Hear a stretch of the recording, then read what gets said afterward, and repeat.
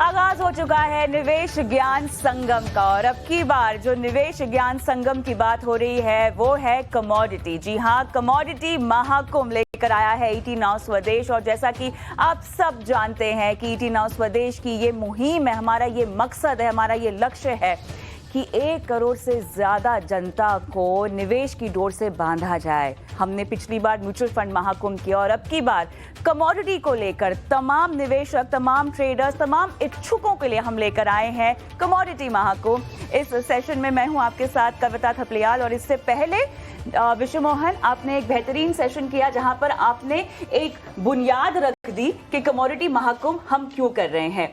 अब की बार जो 1 घंटे का सेशन है, हम कमोडिटी क्लासरूम लेकर आए हैं। बिल्कुल सही बात है। हम यहाँ पर पूरे नॉन एग्री मार्केट के बारे में बात करेंगे, एक कॉन्ट्रैक्ट के बारे में बात करेंगे, जितने भी एक्सचेंज पर प्रोडक्ट मौजूद है नॉन एग्री मार्केट का, उसके बारे में लोगों को बताएंगे आसान भाषा में। आमतौर पे हम क्या करते हैं, प्राइस आउटलुक के बारे में हर दिन चर्चा करते हैं, ट्रेडिंग के लिहाज से बात करते हैं, उससे नए लोगों को फायदा नहीं हो रहा है। वो जो ट्रेडर्स हैं, जो ऑलरेडी फिक्स ट्रेडर्स है, वही आते हैं, वो ट्रेड करके जाते हैं, या तो उससे जब ट्रेड में नुकसान होता है तो बाहर निकल जाते हैं। लेकिन उसके फायदे और नुकसान क्या है, कैसे वो रेगुलर लाइफ में उसका इस्तेमाल कर सकते हैं, सिर्फ ट्रेडिंग के लिए नहीं, हेजिंग के लिए कैसे इसका इस्तेमाल कर सकते हैं। बहुत तकनीकी शब्दों का इस्तेमाल कर रहे हैं आप, मेरे ख्याल से, है ना। थोड़ा सा इनको अब तोड़ा जाए, थोड़ा सा इनको आसान बनाया जाए। आसान बनाने के लिए हमारे पास एक दमदार पैनल भी है और इस बीच अगर आप भी हमें लाइव देख रहे हैं, कोई सवाल भी हमसे पूछना चाहते हैं तो झटपट हमें व्हाट्सएप कीजिए अपने सवाल। सोशल मीडिया पर आपको जो है अपने सवाल छोड़ देने हैं और हमारे जितने भी एक्सपर्ट हैं आपसे लाइव जुड़ेंगे और आपके सवालों के जवाब भी देंगे। लेकिन चलिए, हमारे इस पैनल में जितने मेहमान हैं उनसे आपका तारुफ करा देते हैं। आज कमोडिटी क्लासरूम में अगले 1 घंटे आपको सलाह देने वाले हैं जयप्रकाश गुप्ता, फाउंडर धन। स्वागत है आपका। अजय के डायरेक्टर केडिया एडवाइजरी, आपका भी स्वागत है। हमारे साथ जुड़े हैं Anuj Gupta, head commodity currency HDFC securities. Anuj, आपका भी स्वागत है। रविंद्र राव मेरे साथ जुड़े हुए हैं और research head Kotak securities. Ravindra, बहुत बहुत स्वागत है। और विक्रम धवन भी मेरे साथ इनफैक्ट जुड़ चुके हैं, fund manager Nippon India mutual fund. Vikram, आपका भी स्वागत है। आप सभी से रोजाना मुलाकात होती रहती है और आप सभी से हम एग्री, नॉन एग्री, कमोडिटीज के बारे में जानते रहते हैं, सलाह लेते रहते हैं। बहुत सारे लोग आपको फॉलो भी करते हैं सोशल मीडिया पे। लेकिन जय, कमोडिटी क्लासरूम की जो हम ये 1 घंटा बात करेंगे, इसमें आपके मुताबिक किन किन बातों पर आप फोकस करना चाहते हैं? हम नॉन एग्री पर फोकस कर रहे हैं और गोल्ड, सिल्वर, क्रूड और मेटल्स पर बात होने वाली है, इनके कॉन्ट्रैक्ट्स पे बात होने वाली। तो ये 1 घंटा क्या आप ट्रेडर्स या निवेशक किस पर फोकस करेंगे? देखिए कविता, सबसे इम्पोर्टेंट ये है जो हम लोगों ने मैंने अपने जर्नी में देखा है 15-16 सालों का कमोडिटीज़ में, कि कमोडिटीज़ एक बहुत ही बड़ा एसेट क्लास है ग्लोबली। अगर आप देखें तो इक्विटी मार्केट्स का 3 टाइम्स है, लेकिन हम कहीं ना कहीं इंडिया में उस पेस पे ग्रो नहीं कर पाए हैं। मेजर रीज़न ये हो सकता है कि लैक ऑफ अवेयरनेस है, लिटरेसी कम है, लोग समझते कम है। दूसरा रीज़न ये भी है कि हमारे पास प्रोडक्ट वेरिएशंस कम थे, सिर्फ फ्यूचर्स थे और आप फ्यूचर्स में काम करते हैं तो जो एक्चुअल पार्टिसिपेंट्स हैं, जिसमें मार्जिन रिक्वायरमेंट आता है, मैं हेज कर पाऊंगा कि नहीं आता है, ये सारे चैलेंजेस थे। आज जबकि ऑप्शंस आने के बाद ये चैलेंजेस दूर हो रहे हैं, आई थिंक हमें फोकस इस बात पे भी करना है कि सिर्फ जो नेचुरल यूज़र्स हैं वही ना आए। इसके अलावा commodity as an asset class को अगर आप एज एन एसेट क्लास इसे अगर ट्रीट करें तो इससे आप अपने इन्वेस्टमेंट्स को सुधार सकते हैं, आपके जो पोर्टफोलियो डिज़ाइनिंग है उसमें आपको हेल्प हो सकता है, आप अगर नेचुरल यूज़र ऑफ कमोडिटीज़ हैं तो उसमें आपको हेल्प हो सकता है। ये बहुत ही वास्ट सब्जेक्ट है। मैं बहुत ही शुक्रगुजार हूँ ईटी नाउ स्वदेश का कि आप लोगों ने इतना बढ़िया इनिशिएटिव लिया कि कमोडिटीज़ को आप मेन स्ट्रीम में लाना चाह रहे हैं। मुझे ये उम्मीद है कि इसके बाद हो सकता है कि हम फास्ट कैचअप करेंगे हमारे दूसरे एसेट क्लासेस से भी। बिल्कुल विश्व मोहन, और सबसे बड़ी बात, कमाई भी आपकी बढ़ा कर देंगे। बिल्कुल सही बात है, क्योंकि एसेट क्लास के तौर पे बहुत लोग इसे एसेट क्लास के तौर पे नहीं देखते हैं, स्पेकुलेशन के तौर पे देखते हैं। तो वो माइंडसेट को खत्म करना है, हमारी जो लैंग्वेज है ना उसको बदलना पड़ेगा। ये नहीं कि अवेयर नहीं कर रहे हैं, केडिया जी हर हफ्ते कहीं ना कहीं देश भर में भ्रमण करते हैं, अलग अलग कॉन्ट्रैक्ट के बारे में बातें करते होंगे, आपके फॉलोअर्स भी काफ़ी है। तो मैं एक एक कॉन्ट्रैक्ट के बारे में चलता हूँ, सीधे अब पॉइंट्स पे आते हैं। सबसे पहला गोल्ड में कौन कौन से कॉन्ट्रैक्ट है और कैसे शुरुआत करना चाहिए, क्या मार्जिन लगता होगा, क्या कॉस्टिंग आती होगी केडिया जी? नमस्कार उस्मान जी, सबसे पहले बहुत बहुत धन्यवाद ईटी नाउ को जो महाकुंभ, कमोडिटी महाकुंभ, क्योंकि रिक्वायरमेंट जैसे जय ने भी कहा है कि मार्केट में अच्छी खासी हमने पार्टिसिपेशन देखी है लॉकडाउन के, बट कहीं ना कहीं अभी भी कमोडिटी थोड़ा सा पीछे रहा है, बट डेफिनेटली ऐसे कार्यक्रम से जुड़ाव जो रहेगा वो और बढ़ता हुआ दिखाई देगा।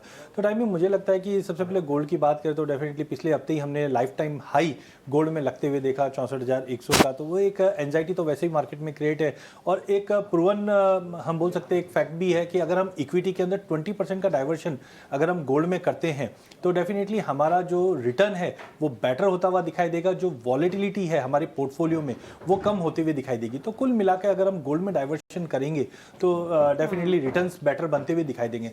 अब हम अगर एक्सचेंज की अगर हम बात करें तो एक्सचेंज के ऊपर हमने देखा है कि एक्सचेंज ने मेक श्योर किया है कि जो बड़े निवेश है उनके लिए भी कॉन्ट्रैक्ट्स अवेलेबल है, और जो छोटे निवेश करना चाहते हैं एक्सचेंज डेरिवेटिव मार्केट के द्वारा उनके लिए भी कॉन्ट्रैक्ट अवेलेबल है। जैसे सोने में हम देखते हैं कि एक 1 kg का लॉट साइज है जहाँ पे आप मार्जिन मनी जनरली हम देखते हैं कि वैसे 6% 7% का मार्जिन रहता है, बट जिस ढंग से वॉलिटिलिटी बढ़ी हुई है तो एक्सचेंज रेगुलेटर ये मेक श्योर करते हैं कि कोई भी ऐसी वॉलिटिलिटी में हम एक पूरी तरह से सिक्योर्ड रहे। तो करंटली हम देखते हैं कि करीबन 12% के आसपास का मार्जिन हो जाता है, और टाइम टू टाइम एक्सचेंज और रेगुलेटर इस चीज़ को मैनेज करता रहता है रिस्क को मैनेज करने के लिए। इसके अलावा हमारे पास गोल्ड मिनी का कॉन्ट्रैक्ट है जहाँ पे हम देखते हैं कि 100 ग्राम्स का कॉन्ट्रैक्ट है जहाँ पे मिड साइज में कर सकते हैं। इसके अलावा सबसे ब्यूटी डेरिवेटिव मार्केट पे है कि हमारे पास गोल्ड गिनी और गोल्ड पेटल है। गोल्ड पेटल 1 ग्राम का अगर ग्लोबल मार्केट में बात करें तो पहली बार ऐसा है कि इंडियन मार्केट में किसी को अगर निवेश करना है तो 1 ग्राम सोना भी डेरिवेटिव मार्केट में आप निवेश करके चल सकते हैं। वैसे ही सिमिलरली हम देखें चांदी की अगर बात करते हैं तो चांदी के अंदर भी हमने देखा है कि 30 kg का जो एक मेगा लॉट हम बोलते हैं, उसके बाद सिल्वर मिनी, सिल्वर मैक्रो और सिल्वर माइक्रो 1 किलो से लेकर हम देखते हैं 1 किलो, 5 किलो, 30 किलो के भी कॉन्ट्रैक्ट अवेलेबल है।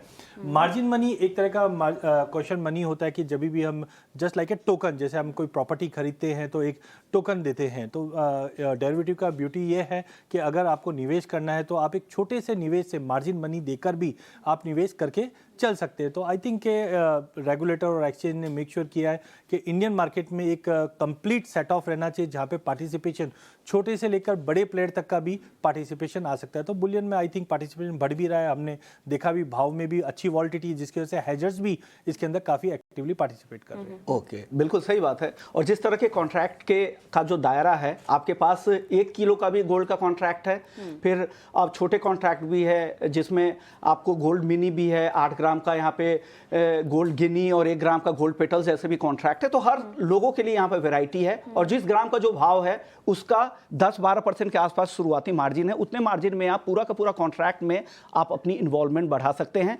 इन केस उसे आप ये ना समझे कि मैं ट्रेड ही करना है, अगर आपको गोल्ड खरीदना भी है तो इस तरह की पोजीशन ले सकते हैं, और फिर डिलीवरी के आसपास अपने ब्रोकर्स को इंस्ट्रक्शन देकर अपने घर पे उसकी डिलीवरी भी पा सकते हैं। ये भी बहुत आसान होता है। और जिनका हाजिर में कारोबार है, अब आपके पास आते हैं सर, ये विक्रम सर, हेजिंग से लेकर आपका हेजिंग को लेकर मेरा आपसे सवाल होगा। जितने भी कारोबारी लोग हैं उनके मन में तमाम तरह के सवाल रहते हैं कि आगे क्या होगा। जैसे कोई ज्वेलर है, अगर वो बाद में उनको लगता है कि दाम अगर बढ़ गए या दाम घट गए तो कैसे वो मैनेज करेंगे अपनी इन्वेंट्री को, तो उनके लिए किस तरह की पोजीशनिंग करनी चाहिए वायदा बाजार के जरिए, वो कैसे अपने पोजीशन को हेज कर सकते हैं? साथ ही विक्रम एक और सवाल जो मैं जोड़ना चाहती हूं, क्योंकि हम सोने की बात कर रहे हैं, आप एक फंड मैनेजर भी हैं।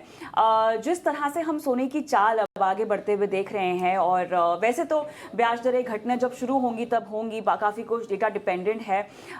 ओवरऑल आउटलुक भी एक फंड मैनेजर होने के नाते आप क्या भाप पा रहे हैं, इस पर से भी आप थोड़ी सी अपनी राय दीजिएगा। श्योर, देखिए सबसे पहले मैं आपको मुबारकबाद देना चाहूँगा कि जो अवेयरनेस ईटी संदेश स्प्रेड कर रहा है कमोडिटीज़ के लिए, वो बहुत अहम है, बहुत ज़रूरी है मार्केट के लिए। देखिए हम अपना काम करते हैं, रेगुलेटर अपना काम करता है, ब्रोकर्स अपना काम करते हैं, लेकिन मीडिया के लिए भी बहुत ज़रूरी है एक सही तरीके का संदेश। बहुत ही सही, आपका जो चैनल का नाम है ईटी संदेश है, बहुत सही तरीके का संदेश जाना चाहिए कमोडिटीज़ के लिए, क्योंकि ये एक आसान एसेट क्लास नहीं है। और जैसे इक्विटी में तो आपको बैलेंस शीट और पीएनएल अकाउंट मिल जाता है, बॉन्ड्स में आपको रेटिंग मिल जाती है, लेकिन कमोडिटी में अनफॉर्चुनेटली आपको इसकी इनसाइडर नॉलेज चाहिए या फंडामेंटल नॉलेज चाहिए। इसके बगैर बहुत मुश्किल होता है कमोडिटी का एक व्यू लेना।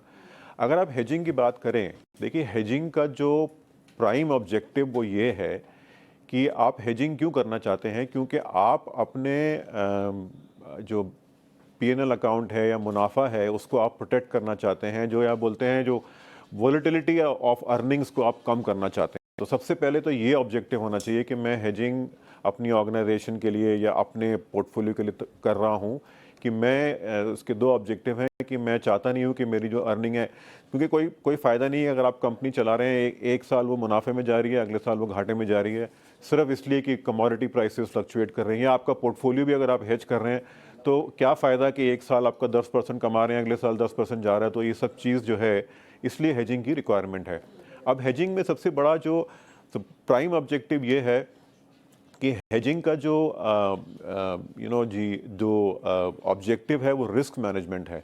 और रिस्क मैनेजमेंट का मतलब ये है कि आप अपने ऑर्गेनाइजेशन में, अपने पोर्टफोलियो में प्रिडिक्टेबिलिटी ला रहे हैं। आप इंश्योरेंस क्यों लेते हैं? आप इंश्योरेंस इसलिए लेते हैं कि कल को कोई एक्सीडेंट हो गया, कुछ कुछ इंसिडेंट या एक्सीडेंट हो गया, तो आपको इंश्योरेंस जो है वो प्रोटेक्शन देगा। सिमिलरली आपको हेजिंग भी उस तरह यूज़ करनी चाहिए कि नॉर्मल कोर्स में अगर प्राइस आपको समझ में आ रहा है या नॉर्मल ट्रैजेक्टरी चल रही है प्राइस की, तो हेजिंग की ज़रूरत नहीं है।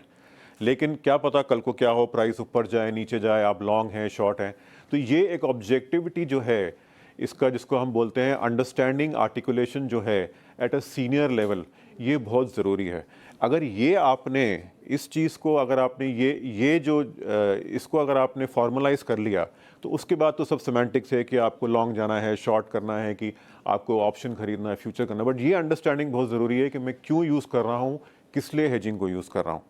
रही बात गोल्ड की, देखिए गोल्ड की जो दो अहम प्रॉपर्टीज़ हैं वो बहुत इंपॉर्टेंट है इन्वेस्टर्स के लिए नोट करना। एक तो अगर आप पिछले 50-60 साल का अगर आप हिस्टोरिक डेटा देखें तो रिसेशन टाइम में गोल्ड जो है वो सबसे बेस्ट परफॉर्मिंग कमोडिटी रहा है। दूसरी बात यह है कि कभी भी, अगेन 50-60 साल का आप डेटा अगर देखें, कभी भी एक्विटी मार्केट्स में या बॉन्ड मार्केट्स में वॉलेटिलिटी होती है, एक्सट्रीम वॉलेटिलिटी का मतलब ये है कि market 1 standard deviation, 2 standard deviation या 3 स्टैंडर्ड डेविएशन से गिरता है या मूव करता है। वो टाइम पे जो है वो गोल्ड एक्सट्रीमली बेनिफिशियल है एज अ हेज और परफॉर्म भी अच्छा करता है। तो ये भी एक तरीके का हेज है आपके पोर्टफोलियो के लिए। तो मैं समझता हूँ कि देखिए अभी हम लोग सब गेस कर रहे हैं कि हार्ड लैंडिंग होगा कि सॉफ्ट लैंडिंग होगा, कि लैंडिंग, कोई लोग कह रहे हैं लैंडिंग होगा ही नहीं होगा। तो वो चीज़, एक चीज़ गेस कर सकते हैं। दूसरी चीज़ हम ये कर सकते हैं कि एक हेजिंग क्रिएट कर सकते हैं, एक अपने गोल्ड पोर्टफोलियो में गोल्ड डाल दें। तो जिस तरह की भी लैंडिंग, अगर अच्छी लैंडिंग हुई तो ठीक है, शायद सोना नहीं चले लेकिन आपका ओवरऑल पोर्टफोलियो चल जाएगा। और अगर हार्ड लैंडिंग होती है तो फिर एटलीस्ट कुछ चीज़ जो है पोर्टफोलियो में वो आपकी चलेगी। तो मैं इस चीज़ में बिलीव करता हूँ कि ठीक है, लॉन्ग टर्म ट्रेजेक्ट्री अलग है गोल्ड की, लेकिन आई थिंक ये एक हेज के, क्योंकि आपने हेजिंग का सवाल पूछा, तो इसलिए I think this is very important कि गोल्ड को क्यों रखना है, क्यों देखना है, सिर्फ इसीलिए। अनुज अभी हमारे साथ जुड़ गए हैं, लेकिन मैं अनुज के पास जाऊं उससे पहले जय आपसे एक सवाल पूछना चाहती हूँ, क्योंकि जैसा कि हम सब ने कहा कि यह अब तक उजागर हो चुका है कि ये बहुत ही महत्वपूर्ण एसेट क्लास है और इसको अपने पोर्टफोलियो में आप मिस नहीं कर सकते हैं। लेकिन जो भी दर्शक हमें इस वक्त देख रहे हैं, जो अब जुड़ेंगे कमोडिटीज से, भले ही जिस भी कमोडिटी से शुरुआत करना चाहें, उन्हें आप स्ट्रैटेजीज के लिहाज से क्या कुछ रेकमेंड करेंगे? शुरुआती ट्रेड उनका क्या होना चाहिए जिससे घाटा वैसे अगर सीखना है तो थोड़ा बहुत हो जाए तो उतना ही आप डालें जितना घाटा सहन कर सके, जितना पचा सके, है ना। लेकिन वो शुरुआती पहला ट्रेड उनका क्या होना चाहिए, क्या रणनीति होनी चाहिए पहली वाली? और कुछ बेसिक और चीजें भी जरूर ऐड कर दीजिएगा, 4-5 पॉइंट ऐसे जो शुरुआत करने से पहले उनको क्या क्या करना चाहिए, क्या देखना चाहिए, होमवर्क के तौर पे क्या क्या देखें और उसके बाद एग्जीक्यूट करें। बिल्कुल कविता, काफ़ी अच्छा सवाल है। देखिए, सबसे पहले आपको जानना ये जरूरी है, आज अगर आप देखें तो इक्विटी रिलेटेड इंफॉर्मेशन की भरमार है। बिल्कुल, आप गूगल कर लें, कहीं कर लें, सिर्फ एक कीवर्ड डालें और आपको हजारों पेजेस खुल जाएंगे, जिसमें से झोला छाप भी बहुत सारे लोग बिल्कुल हैं। बिल्कुल उस पे बाद में आते हैं। अगर कमोडिटी की बात करें तो सबसे इम्पोर्टेंट है ये समझना, क्योंकि ये एक नया एसेट क्लास है जिसपे आप इन्वेस्ट या ट्रेड करने जाएंगे। सबसे पहला स्टेप ये लेना चाहिए मेरे हिसाब से कि कौन सा कमोडिटी है जिसे आप सबसे अच्छा समझते हैं। तो ये सबसे कॉमन सेंस है। बीइंग एन इंडियन और इंडियन हाउस होल्ड्स में ऐसा कुछ नहीं है कि जो कोई गोल्ड के बारे में नहीं जानता। बिल्कुल। आप किसी से पूछें कि इन्फोसिस का रेट क्या चल रहा है, शायद वो नहीं बता पाए, लेकिन घर में अपने किसी भी फीमेल मेंबर से पूछ लें कि गोल्ड क्या चल रहा है, वो बता पाएंगे। सही बात। और गोल्ड का जो कोरिलेशन है वो हमारे लाइफ से जुड़ा हुआ है। चाहे घर में कोई इवेंट हो, आप किसी अच्छे ओकेशन के लिए है, गोल्ड आपको खरीदना ही होता है। तो वो एक ऐसा इंस्ट्रूमेंट है जो क्लोज टू आवर हार्ट्स है। तो मेरे ख्याल से पहला स्टेप यही लेना चाहिए कि आप अपना ट्रेडिंग अकाउंट खुलवाएं और गोल्ड से शुरू करें। ठीक है। डिपेंडिंग ऑन आप किस इनकम ब्रैकेट पे है, आपका रिस्क पैरामीटर क्या है, ये सब चीज़ें बाद में आती हैं। पहले है कि आपको ट्रेड लेना है और समझना है। जब तक देखिए आप पानी में कूदेंगे नहीं, आप स्विमिंग नहीं सीखते। यूट्यूब वीडियो में देख के आप स्विमिंग नहीं सीख सकते हैं। इसलिए आपको उतरना है, और उतरने के लिए अगर जब आप पहला कॉन्ट्रैक्ट पे ट्रेड करेंगे, आपको पता चलेगा कि चार्जेस क्या होते हैं, ब्रोकरेज क्या लगता है, ये कॉन्ट्रैक्ट में मूवमेंट हो रहा है तो आज गोल्ड का प्राइस क्यों बढ़ा, फिर आपकी रुचि उस तरफ जाएगी। राइट, वो इम्पोर्टेंट है। अगर आप थोड़े से सीजनड हो जाते हैं, आप स्टार्ट कर सकते हैं 10 ग्राम के गोल्ड से। उसमें मार्जिन रिक्वायरमेंट बहुत कम होता है। लेकिन जब आपको फ्यूचर की वोलेटिलिटी पता चलेगी, फिर मेरे ख्याल से आपको ऑप्शंस में आना चाहिए। बट फर्स्ट स्टेप है कि गोल्ड से आप शुरू करें। इसके इर्द गिर्द जब आप ट्रेड कर लेते हैं, तो आपको फिर ये चीज़ों का ध्यान रखना है कि गोल्ड प्राइसेस बढ़ता कैसे है, क्यों बढ़ता है, क्यों गिरता है। तो आपको समझ में आएगा कि ये इकोनॉमी से रिलेटेड है। हम लोगों ने हिस्टोरिकली देखा है कि कभी भी युद्ध होता है, वॉर लाइक सिचुएशन होता है, इकोनॉमी परफॉर्म नहीं करता है, तो गोल्ड के प्राइसेस ऊपर जाते हैं, क्योंकि लोगों का भरोसा फिर गोल्ड की तरफ ज़्यादा होता है।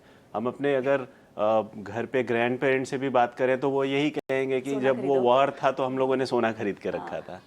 आई थिंक तो ये बेसिक चीज़ें हैं। और उसके बाद हैंड होल्डिंग अगर आपको चाहिए तो आपका ब्रोकर आपको हेल्प कर सकता है, आपके एडवाइज़र्स हेल्प कर सकते हैं। बहुत सारे वीडियोस हैं यूट्यूब पे, जाके आप चेक कर सकते हैं। So first step is you should plunge in. उसके बाद जो कॉन्ट्रैक्ट्स हैं, आप फ्यूचर्स हैं, फ्यूचर से अपने आप को ग्रेजुएट कीजिए, ऑप्शंस पे आइए।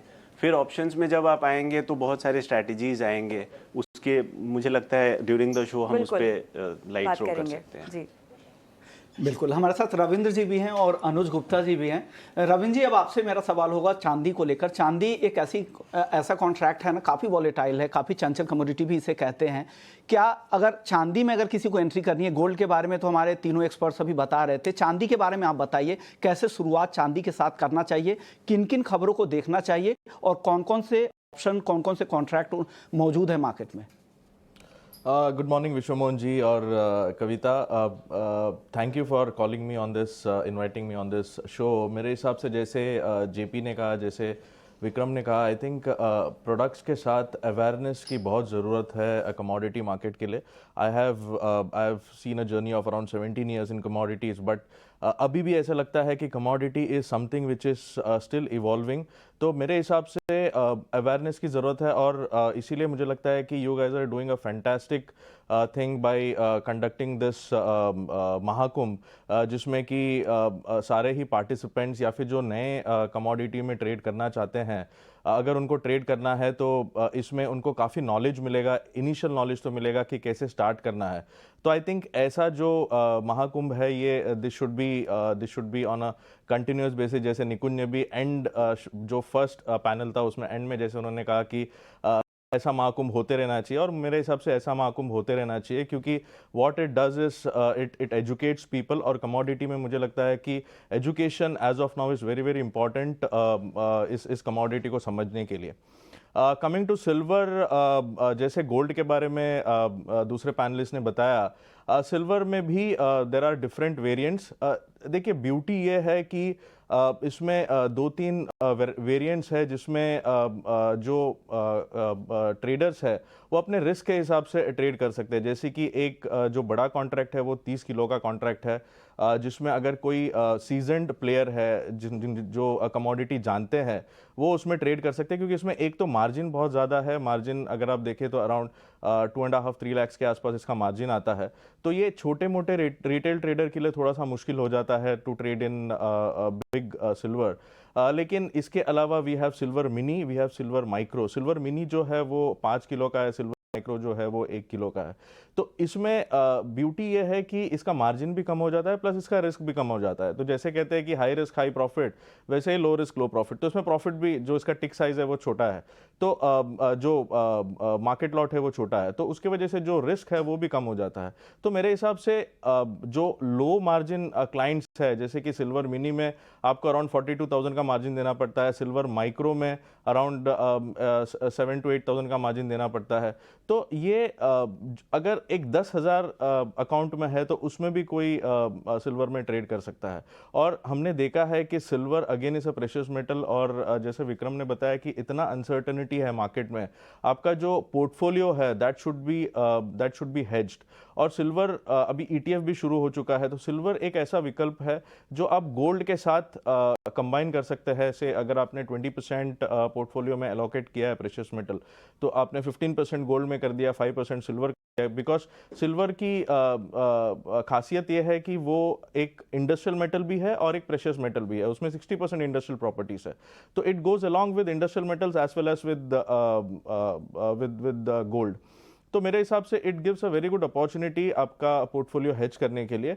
और अगर फैक्टर्स की बात करें सिल्वर में, तो मेरे हिसाब से फैक्टर्स, जैसे मैंने बताया कि it's partly a industrial metal, तो जो बेस मेटल्स में फैक्टर्स इंपैक्ट करते हैं, जैसे कि सबसे इंपॉर्टेंट है चाइनीज इकोनॉमी में क्या चल रहा है, उसे देखना बहुत ज़रूरी है। चाइनीज इकोनॉमी अभी currently it is in the slow down, तो उसके वजह से आप अगर देखेंगे तो गोल्ड और सिल्वर में मोमेंटम थोड़ा सा डाइवर्स है। तो अगर सिल्वर देखें तो सिल्वर में थोड़ा सा ज़्यादा फॉल आया है, गोल्ड अगर देखें तो गोल्ड में उतना फॉल नहीं आया है।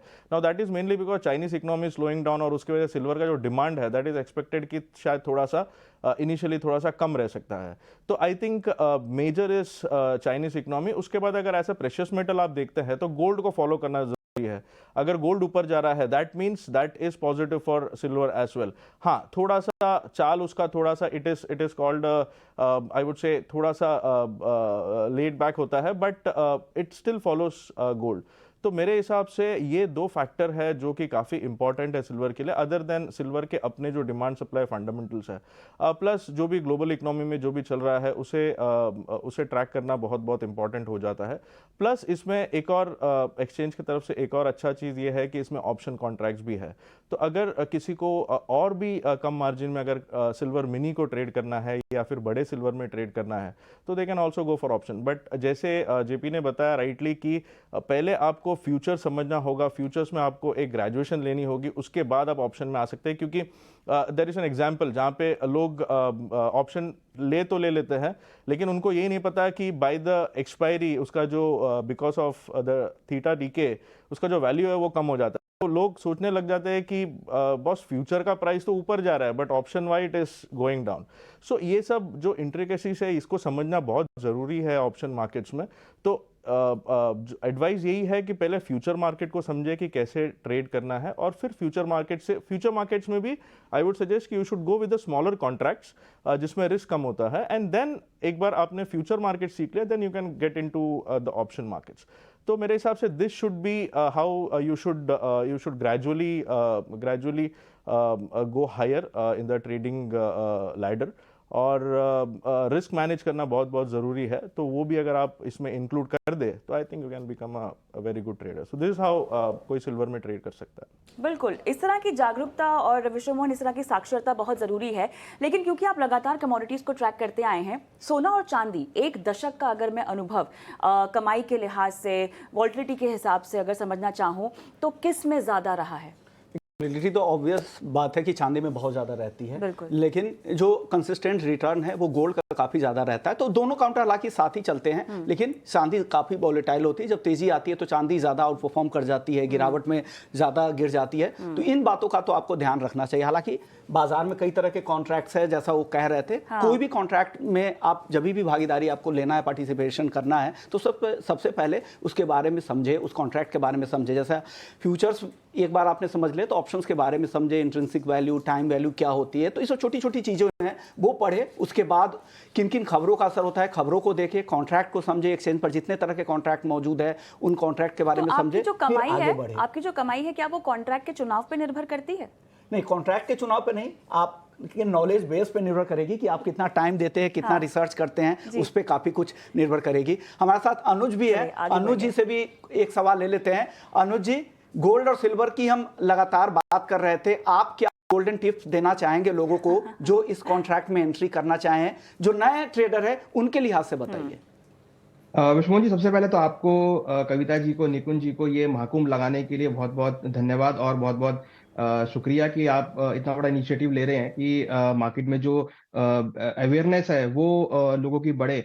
देखिए, आज मैं कमोडिटी की सिटी जयपुर में हूँ, स्टेट राजस्थान में हूँ, जहाँ पर हमने पिछले 2 दिनों से हम अवेयरनेस प्रोग्राम कंडक्ट कर रहे हैं। और विश्वास मानिए कि जो लोगों का मार्केट को देखने का नजरिया वो बहुत चेंज हुआ है। अगर आप आज से 10 साल पहले की बात करेंगे तो लोग इसको एक ऐसे स्पेक्युलेटिव मार्केट समझते थे, मगर आज के टाइम में जो आज के ट्रेडर हैं, जो इन्वेस्टर हैं, वो इसको एज ए एसेट क्लास देख रहे हैं और उसको अपना मेन प्रोडक्ट मान रहे थे। जो हम पिछले 10 सालों से एक प्रोसेस लगा रहे थे कि अपने पोर्टफोलियो को आप डाइवर्सिफाई करें कमोडिटी में, तो अब लोगों ने वो स्टार्ट करना चालू किया और अब ये धीरे धीरे लोगों के पोर्टफोलियो का पार्ट बन रहा है। और देखिए, आपने ये जो इनिशिएटिव लिया है वो भी दिसंबर के महीने में, जिस महीने में निफ्टी और गोल्ड दोनों ने लाइफ टाइम हाई टेस्ट 1 दिसंबर को, तो ये बहुत अच्छा टाइम है।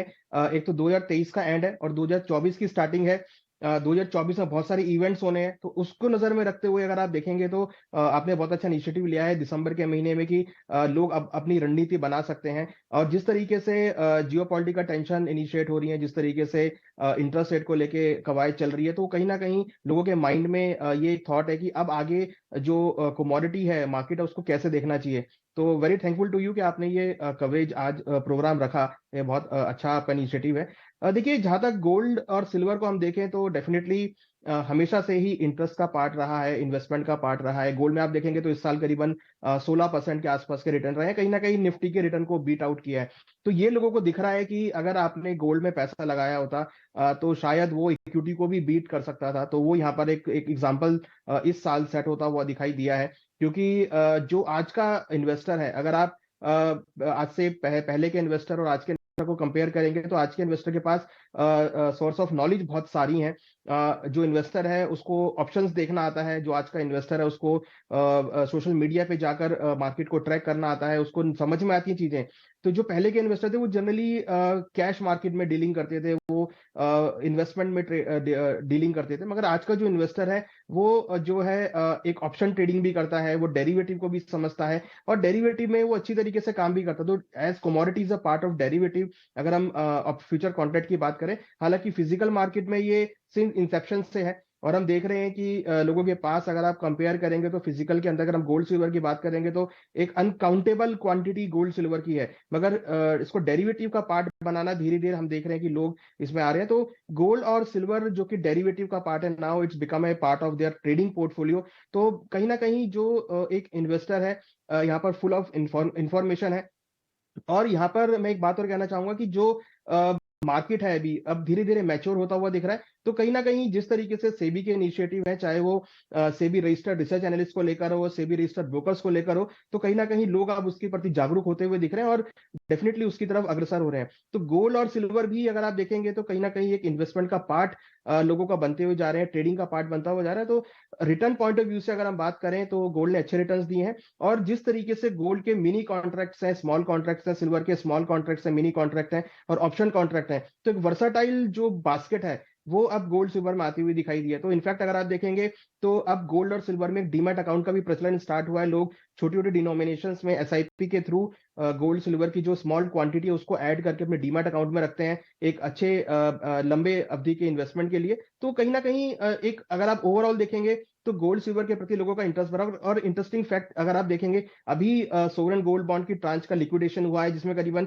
128% रिटर्न मिला है। तो एक ये भी लोगों के माइंड में आया है कि गोल्ड का एक एसजीबी भी एक फॉर्म है जहां पर आप पैसा लगा सकते हैं। तो वर्साटाइल प्रोडक्ट है, वर्साटाइल बास्केट है, रिटर्न लोगों ने देख ली है कि कितने रिटर्न बनती है, इन्वेस्टमेंट करने का तरीका लोगों को समझ में आया है। और जिस तरीके से मार्केट के सेंटीमेंट्स हमने देखे हैं, मार्केट के जो फैक्टर्स हैं वो पिछले 2 सालों में इवन कोविड के बाद जितने भी मैक्सिमम फैक्टर हो सकते हैं वो सारे फैक्टर यहाँ पर आते हुए दिखाई दिए हैं। तो लोगों को अब समझ में आने लगा है कि गोल्ड सिल्वर एक ऐसा प्रोडक्ट है जिसको एज ए एसेट क्लास आपको अपने पोर्टफोलियो में रखना चाहिए, अपने ट्रेडिंग बास्केट में रखना चाहिए। आप ऑप्शन ट्रेडिंग भी इसमें कर सकते हैं, डिलीवरी भी एक्सचेंज के थ्रू आप ले सकते हैं और अपने ट्रेडिंग के लिए डेली रूटीन के लिए आप ट्रेड इसमें कर सकते हैं। तो ओवरऑल अगर हम देखें तो ये जो प्रोडक्ट अब एक नए निकल कर आ रहे हैं, क्योंकि करीबन 20 साल हमने पूरे कर लिए। एक्सचेंज 2003 में लॉन्च हुआ था, आज हम 2023 में, तो 2000 करीब 20 सालों की जो सफर है उसके बाद अब हम देख रहे हैं कि जो मार्केट की मैच्योरिटी है वो अब धीरे धीरे आती हुई दिख रही है, मार्केट के वॉल्यूम्स बढ़ रहे हैं। तो आई एम श्योर कि जो गोल्ड सिल्वर है ये definitely a part of the portfolio. चलिए, गोल्ड सिल्वर पर हमें चर्चा को समेटना भी है, लेकिन और ब्रेक पे भी जाना है। लेकिन उससे पहले अजय, एक सवाल आपसे, क्योंकि अभी दर्शक जो हमें देख रहे हैं कॉन्ट्रैक्ट समझ गए हैं, कैसे इनिशिएट करनी है, स्ट्रैटेजी समझ गए, लेकिन अवधि वो अवधि कैसे बांधे अपने लिए, कितने समय के लिए? देखिए, सबसे पहले अगर हम आज से 20 साल पहले की बात करें तो इंडिया में कोई गोल्ड बाय नहीं करता है। इंडिया में गोल्ड कंज्यूम होता है। आज आप देखिए, जितना भी गोल्ड हम बाय नहीं कर रहे, हम कंज्यूम, घरों में सोना जाता है, बाहर निकल के नहीं आता। लेकिन 2013 से गवर्नमेंट ने इस चीज़ को समझा कि गोल्ड भी एक एसेट क्लास बन सकता है। लेकिन कोई भी एसेट क्लास या निवेश के लिए 3-4 पैरामीटर होता है कि लिक्विडिटी कैसी है, रिटर्न्स कैसे बनेंगे, ट्रांसपेरेंसी कैसी है। तो हमने देखा धीरे धीरे इवॉल्व होता हुआ दिखाई दिया। तो सबसे पहले इंडियन आदमी जब निवेश करता है तो गोल्ड में अभी तक हमने निवेश के पॉइंट ऑफ व्यू से कभी गोल्ड को बाय नहीं किया, हमने कंजम्पशन के पॉइंट ऑफ व्यू से लिया है। लेकिन पिछले 10, 12, 15 साल का ट्रैक रिकॉर्ड देखते हैं तो हम डबल डिजिट रिटर्न देख रहे हैं, जो इक्विटी में भी देख रहे हैं। अनुज ने भी जैसे बताया कि इक्विटी में जो रिटर्न्स बना है वो आज गोल्ड में भी बना है। इक्विटी में मैं बोलता हूं कि मार्केट में जब फॉल आता है तो अल्टीमेटली गोल्ड में जंप आएगा। विक्रम जी ने जैसे बताया कि आप अपने पोर्टफोलियो में अगर 20% का भी, ये सबके अपने अपने व्यूज रहते हैं, बट मैं सोचता हूँ अगर 20% का भी अगर हम एक्सपोजर अगर हम गोल्ड में बढ़ाते हैं तो आप ये देखिए, कोविड में जब इक्विटी टूटा तो सोना बढ़ा, जहाँ पे हमने देखा 28,000 से 56,000 का लेवल सोने में चले गया। अनसर्टेनिटी होगी तो गोल्ड बढ़ेगा। तो मुझे लगता है पहला कि अगर आप लंबे समय के लिए निवेश करना चाहते हैं, लेट से 5, 10, 15 साल, गोल्ड में आप बने सकते हैं। गोल्ड SIP आप स्टार्ट कर सकते हैं। छोटी अवधि के लिए जैसे डेरिवेटिव प्रोडक्ट है तो हम देखते हैं कि बाय मंथली कॉन्ट्रैक्ट्स भी अवेलेबल है, जो आप इक्विटीज़ के अंदर हम छोटे ट्रेड्स देखते हैं, अपॉर्चुनिटी देखते हैं, वो भी आप कर सकते हैं। ETFs आ चुका है, डिजिटल गोल्ड आ चुका है, जहाँ पे आप मीडियम टर्म के लिए, मतलब साल 2 साल के लिए भी आप डाइवर्सिफाई कर सकते हो। तो वेरियस प्रोडक्ट है जो रेगुलेटर ने और एक्सचेंज ने लेके आए हैं, जिसकी वजह से आप छोटी अवधि के लिए, मीडियम टर्म के लिए और लॉन्ग टर्म के लिए गोल्ड को एज ए निवेश देख सकते हैं। चलिए, फिलहाल तो हमें रुकना होगा एक छोटे से ब्रेक के लिए विश्व मोहन, लेकिन अभी भी चर्चा बाकी है क्योंकि अभी तक हमने क्रूड के कॉन्ट्रैक्ट पे बात नहीं की है, बाकी तमाम बेस मेटल से बात करनी है और सबसे महत्वपूर्ण बात, आपके सवालों के जवाब भी तो देने हैं। और तो ब्रेक पर हम जा रहे हैं फिलहाल, और बीच कोई सवाल पूछना चाहते हैं तो अपने सवाल हमें व्हाट्सएप करें, सोशल मीडिया पर भी हम लाइव हैं, अपने सवाल छोड़िए। मिलते हैं आपको झटपट इस छोटे से ब्रेक के बाद।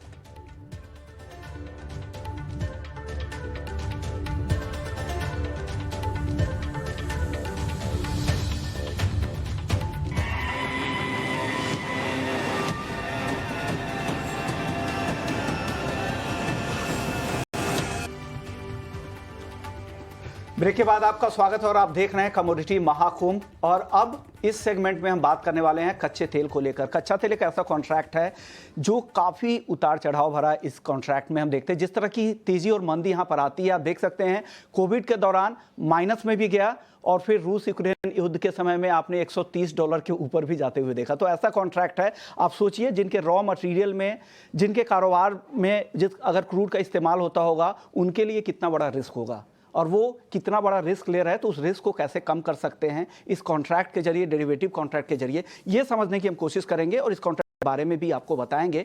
सबसे पहले रविंद्र जी, आप बताइए, कच्चे तेल के कॉन्ट्रैक्ट के बारे में बता दीजिए, फिर विक्रम सर से हम समझेंगे इसके हेजिंग के फायदे के बारे में। आप बताइए कॉन्ट्रैक्ट क्या क्या है, क्या क्या ऑप्शन मौजूद है, फ्यूचर में क्या ऑप्शन है और ऑप्शंस में क्या ऑप्शन है।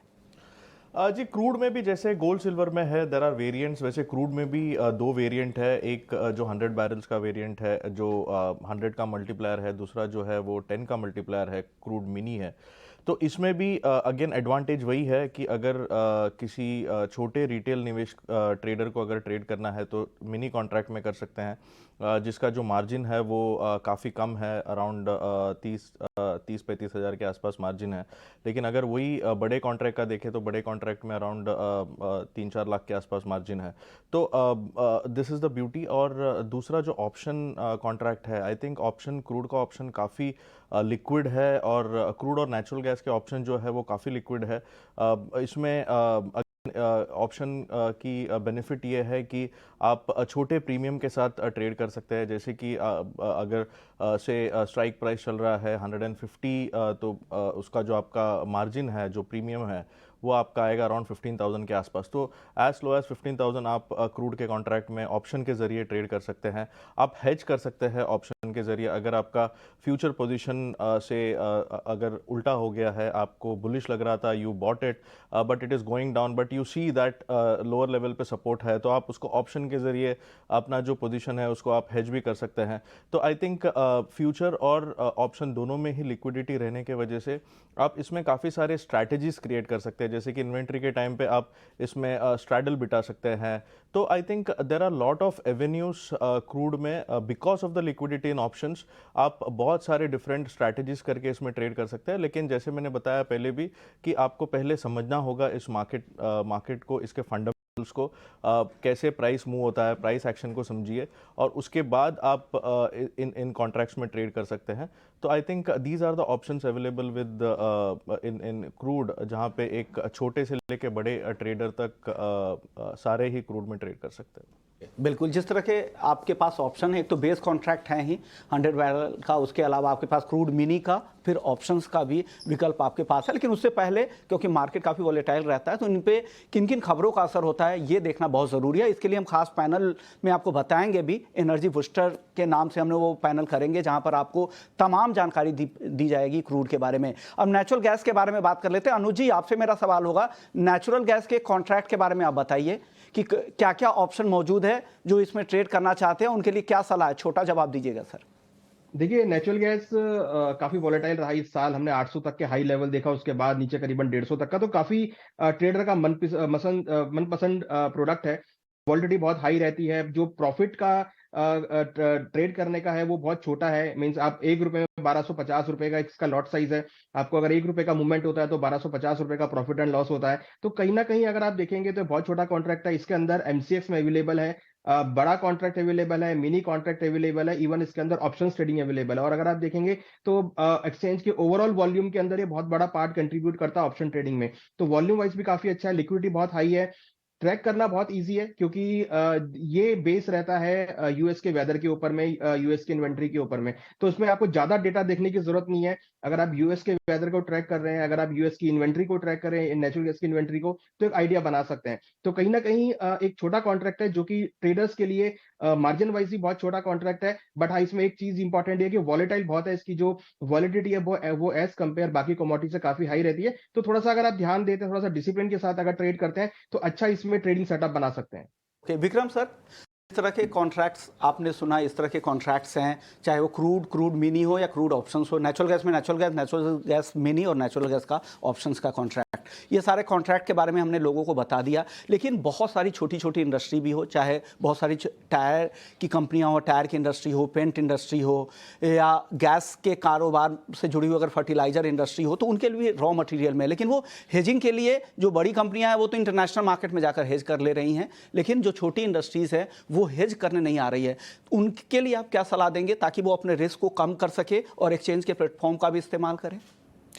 देखिए, रॉ मटेरियल कॉस्ट तो इफेक्ट होता ही है क्रूड ऑयल और नेचुरल गैस से, लेकिन आप एक जो बहुत ही अहम चीज़ है, इंडिया करीब 70 से 80% क्रूड अपना इंपोर्ट करती है। तो उससे क्या होता है कि उस पर करेंसी पे इफेक्ट आता है, उससे इन्फ्लेशन पे इफेक्ट आता है, उससे बॉन्ड यील्ड्स पे इफेक्ट आता है। अगर आप इसका एक कोरिलेशन एनालिसिस करें तो आपको लगेगा कि क्रूड का इंडियन इन्फ्लेशन या इंडियन यील्ड से कुछ 60 to 70% कोरिलेशन है।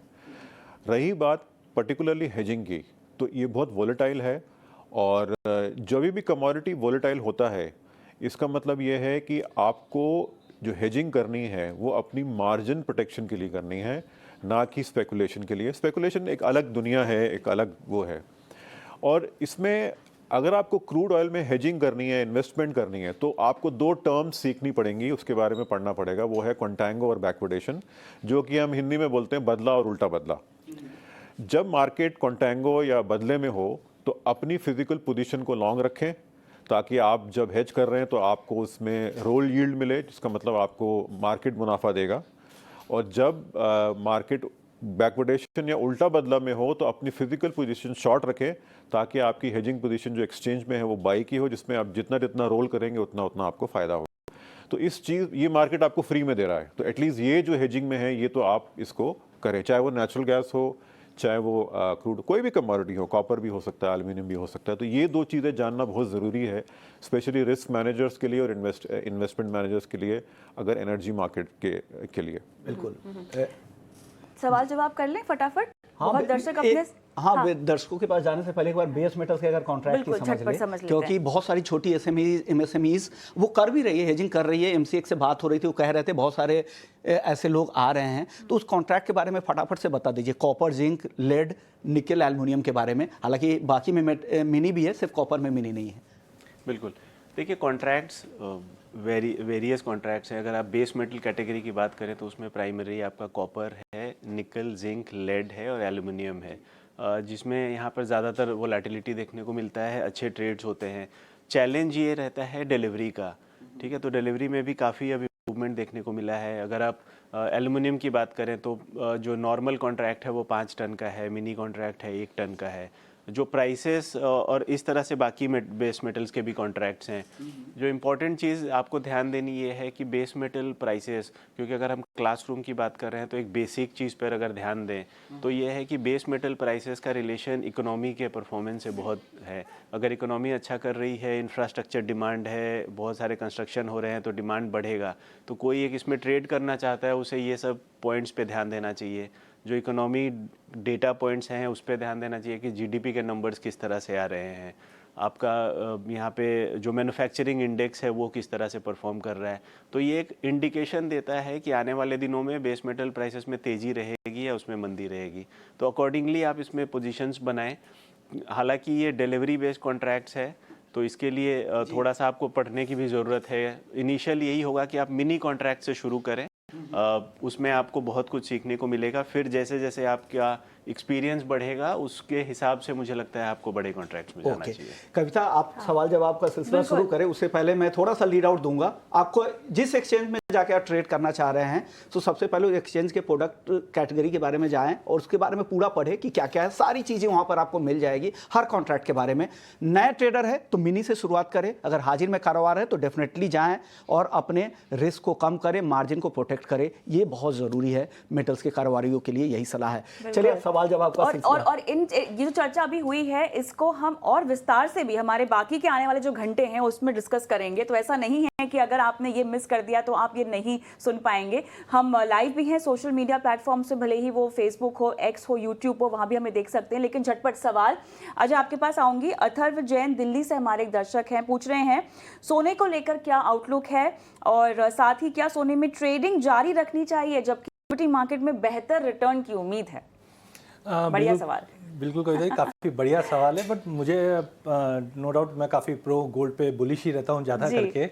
तो मुझे फ्रैंकली लगता है जिस ढंग से विक्रम जी ने कहा कि लैंडिंग कैसे होने वाली है। 2008 में भी हम देखें तो इंटरेस्ट रेट ऐसे ही बढ़कर जब गिरावट आई थी तभी भी हमने गोल्ड में एक बहुत बड़ी रैली आते हुए देखी, जहाँ पे हमने $650 से $1920 की तेजी देखी थी। तो फ्रैंकली मुझे लगता है कि गोल्ड में अभी हमने जो 1.5 महीने में जो तेजी देखी वो काफ़ी बड़ी है। अगर अगले 1 साल की अगर बात करें तो आई एम श्योर के जो फंडामेंटल जियोपॉलिटिकल टेंशन ये जो दिखा रहा है, गोल्ड आई थिंक 68,000 तक का लेवल दिखा रहा है। निवेश करना बहुत जरूरी है, ये लेवल बढ़े नहीं है। बहुत बार होता है कि लाइफ टाइम आ गया तो बहुत ऊंचा हो गया, नहीं, गोल्ड में अभी भी मुझे लगता है कि निवेश करके चलना चाहिए। हाँ, थोड़ी बहुत वॉलिटिलिटी के साथ गिरावट मिलती है बट निवेश करके चलिए, ट्रेड करके चलिए। चलिए, समय बिल्कुल खत्म हो गया है लेकिन एक चांदी पर सवाल पूछना चाहूंगी। अनुज, विनोद तावड़े महाराष्ट्र से, चांदी के वायदा कारोबार, हाजिर कीमतों और विकल्पों में ट्रेडिंग को लेकर कुछ गाइडेंस चाहते हैं। बड़ा लंबा जवाब हो सकता है लेकिन संक्षिप्त में जवाब दीजिएगा इसका। देखिए, मुझे लगता है कि ये नए निवेशक हैं तो इनके लिए इम्पोर्टेंट है कि एक बार ये जो सिल्वर का माइक्रो और सिल्वर का मिनी कॉन्ट्रैक्ट है उसको एक बार टेस्ट करें, उसको एक बार बेशक वो पेपर ट्रेडिंग करके देखें। मींस मार्केट में जो वॉलिटिलिटी है उसको पेपर पे नोट करके रखें। अगर वो वॉलिटिलिटी अगर हम बोले कि उनके बिहेवियर से मैचिंग करती है तो वो स्टार्ट कर सकते हैं। बट इनिशियली उनको सिल्वर माइक्रो और सिल्वर जो मिनी कॉन्ट्रैक्ट है उससे वो स्टार्ट कर सकते हैं, जहां पर कम मार्जिन के साथ वो मार्केट की वॉलिटिलिटी देख सकते हैं। क्योंकि सिल्वर में हम अमूमन देखते हैं काफी वॉलिटिलिटी रहती है, तो अगर वो स्मॉल कॉन्ट्रैक्ट के साथ कंफर्टेबल है तो वो अपनी पोजीशन धीरे धीरे बढ़ा सकते हैं। But my advice to start with the small और mini contracts first. Small contract के साथ शुरुआत करेंगे तो आपके लिए ज्यादा बेहतर होगा। इसी नोट पर इस पैनल को यहां पे खत्म करेंगे, लेकिन अगला जो पैनल होगा वो काफी अहम होगा, गोल्डन ज्ञान, जहां पर गोल्ड और सिल्वर की तमाम बारीक बातें जो रह गई थी वो आगे जरूर बात होगी। शुक्रिया केडिया जी आपका, जय आपका, और साथ ही अनुज जी, रविंद्र जी आपका भी बहुत बहुत शुक्रिया। लेकिन विक्रम सर, आपसे अनुरोध है आप रहें अगले पैनल में, क्योंकि आप गोल्ड सिल्वर को क्लोजली ट्रैक करते हैं, तो आपसे चर्चा होगी ब्रेक के बाद।